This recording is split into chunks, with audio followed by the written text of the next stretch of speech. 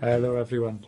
Aaron has asked me to record a short video just giving you some things to pray for and an update from the situation globally. So three things I'm going to cover briefly. Firstly, Wuhan itself. Secondly, Iran. And thirdly, global mission work and Bible translation.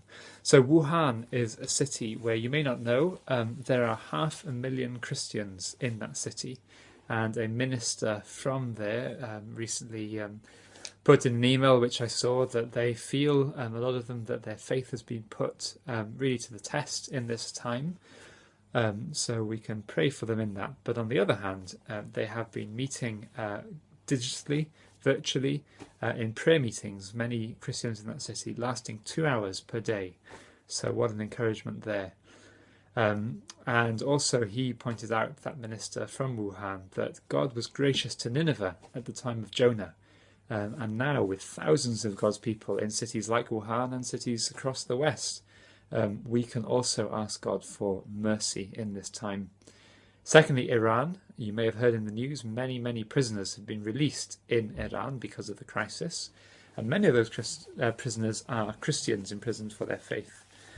So let's pray for them to have good times of encouragement and fellowship as they're out, of connecting with families and churches again, even as the future remains very uncertain for them.